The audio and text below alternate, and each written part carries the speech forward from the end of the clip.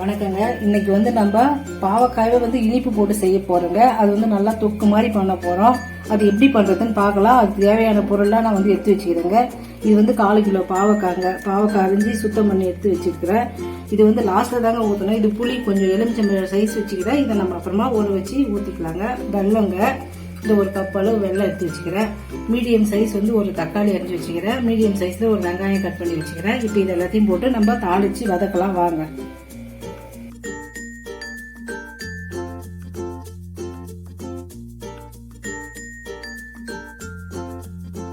இப்போ கடுகு பொரிஞ்சிச்சுங்க. கருவேப்பிலை போட்டேன். இது கூட நறுக்கி வச்ச வெங்காயத்தை போட்டு வதக்கிடுவாங்க.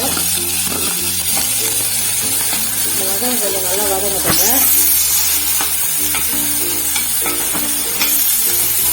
இப்போ வெங்காயம் வதங்கிச்சுங்க. தக்காளி அப்படியே ஆட் பண்ணிடலாங்க. இது கொஞ்சம் நல்லா வதங்கட்டும். இப்போ இந்த அளவுக்கு வதங்கினா போதுங்க. ரொம்பலாம் கலக்கக்கூடாது. இந்த அளவுக்கு வதங்கினதுமே நம்ம அரிஞ்சு வச்ச பாவக்காய் இதில் ஆட் பண்ணிடலாங்க. ஏன்னா பாவக்காய் கொஞ்சம் நேரம் வதங்கணும். அப்போதான் இந்த பச்சை வாசனை இல்லாமல் நல்லா இருக்கும். அதனால கொஞ்ச நேரம் இதை நல்லா வதங்கலாங்க.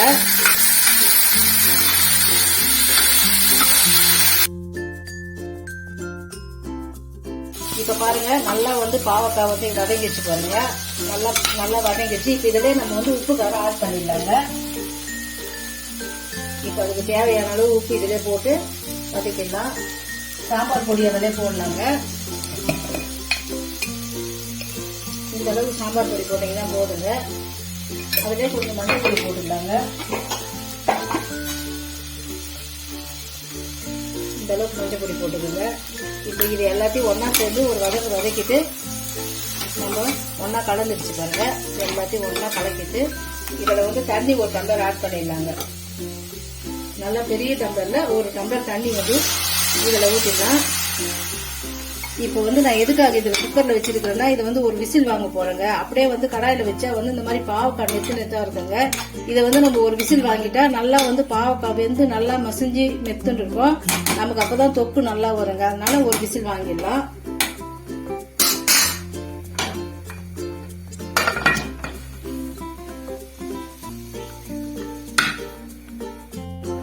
விசில் போயிடுச்சுங்க. திறந்து பார்த்தோம்னா பாருங்க நல்லா வெந்துருச்சு. நல்லா பாருங்க பாவக்காய்லாம் நல்லா வெந்துக்குது பாருங்க. இப்போ இதுல கொஞ்சம் நம்ம புளி ஊத்திடலாங்க. இப்போ இதுல நம்ம புளி ஊத்திடலாங்க.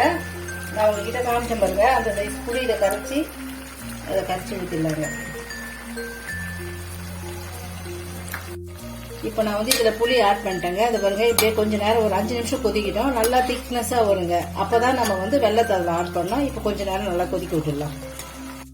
இப்ப பாருங்க, இந்த அளவுக்கு நமக்கு புளி ஊத்தி சொன்னா போதுங்க. இந்த விதத்துல இருக்கு சொல்ல நம்ம இந்த வெள்ளத்தை இதுல ஆட் பண்ணிடலாங்க. இப்ப இது வெள்ளம் போட்டு அந்த இதெல்லாம் நல்லா கரையணுங்க. வெள்ளம் எங்க பாரு நல்லா கரைஞ்சிச்சுனாக்கா நமக்கு நல்லா தொக்கா வந்துடுங்க. அது கொஞ்ச நேரம் இதை கலரி விட்டுருங்க. நல்லா கொதிக்கிட்டோம். வெள்ளம் அப்பதான் கரையும். இப்ப பாருங்க நல்லா வெள்ளம் கரைஞ்சிச்சு. நல்லா தொக்கா வந்துச்சு பாருங்க. கலரே நல்லா மாறிடுச்சு பாருங்க. இப்போ நல்லா ஸ்வீட்னஸும் இருக்கும். கசப்பே தெரியாதுங்க பாவக்காய். இப்ப நம்ம எடுத்து பரிமாறலாங்க. எடுத்து வாங்க மாத்திடலாம். முடிஞ்சிடுச்சுங்க. இப்ப நம்ம பாத்திரத்துல மாத்திட்டோம். கொஞ்சம் கொத்தமல்லி மேலே தூவி விட்டுருங்க. பார்க்க நல்லா இருக்கும். இப்ப பாருங்க, இது பாவக்காய் கசப்புன்னு சொல்லிட்டு குழந்தைங்க எல்லாம் சாப்பிடவே மாட்டாங்க. இந்த மாதிரி நீங்க இனிப்பு போட்டு வெல்லம் போட்டு செஞ்சு கொடுத்தீங்கன்னா நல்லா சாப்பிடுவாங்க. பாவக்காய் கசப்பே தெரியாதுங்க.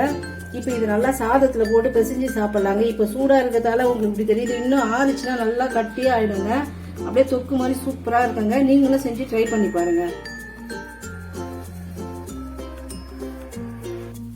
இந்த வீடியோ உங்களுக்கு பிடிச்சிருந்ததுன்னா ஷேர் பண்ணுங்க, லைக் பண்ணுங்க, சப்ஸ்கிரைப் பண்ணுங்க.